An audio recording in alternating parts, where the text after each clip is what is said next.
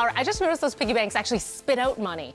They spit the money out. The money goes in and it pops right out. Can you imagine that happen, Mike? Mike Eppel joining this morning. That would be the best piggy bank ever.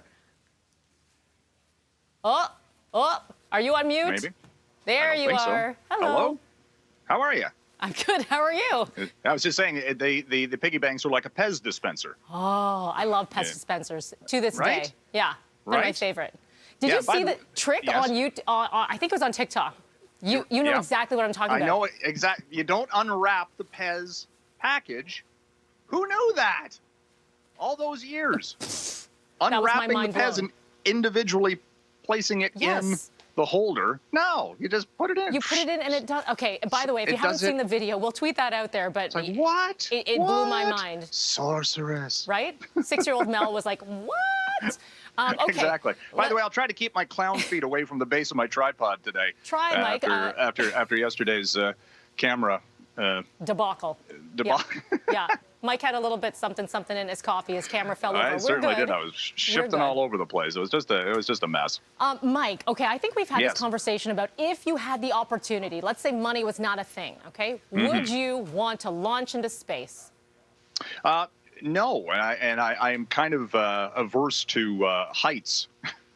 Really? At the start of things, yeah. Well, I'll go up a ladder and things, but you get much higher than that. I don't mind. It's strange, Melanie. I love flying in commercial aircraft, but the idea of going on a rocket ship, maybe a little bit not so much at this point.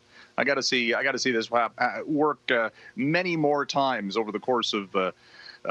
With this new space tourism trend. And we're going to get this launched tonight from Florida. Elon Musk's SpaceX capsule will blast off with 4 space tourists.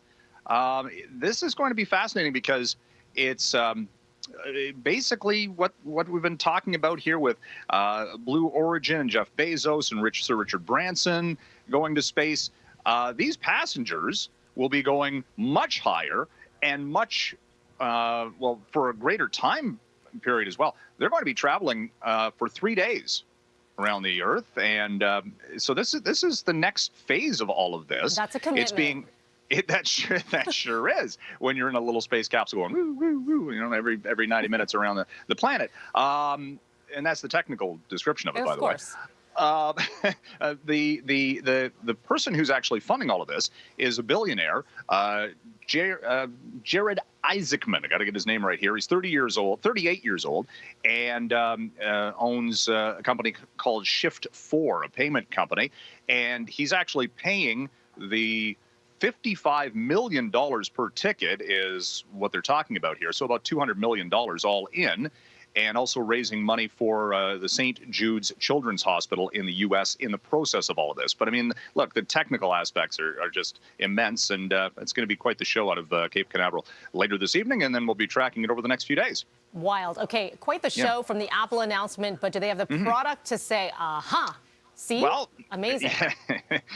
They're certainly hoping so, and the market reaction was, because that's typically what happens on a product reveal day for Apple, and then the stock starts to go up again, and that's kind of what we're seeing this morning.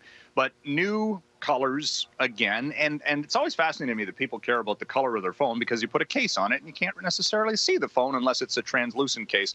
Anyway, I digress. But four new models, larger storage capacity, up to 1 terabyte of storage. Why you wouldn't put it on the cloud? Okay, whatever. Bigger batteries, new cameras, the usual latest and greatest. So it wasn't like transformational or anything of that nature. The iPads are getting more cell capabilities on some of the smaller models. This is going to sell. It's all about the product cycle replacement pace for Apple, and they're going to make billions of dollars in the process. Very quickly for you, Microsoft, what's going on? $60 billion stock buyback from Microsoft. Microsoft and Apple both have just been piling up cash. You want to talk about piggy banks?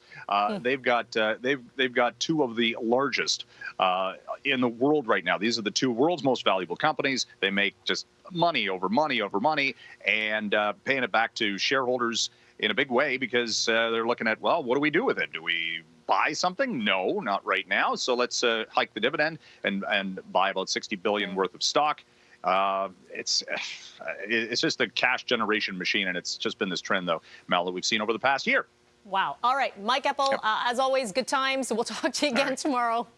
Thank you. Thank you. 619 is what we're sitting at right now. Hey, have you tried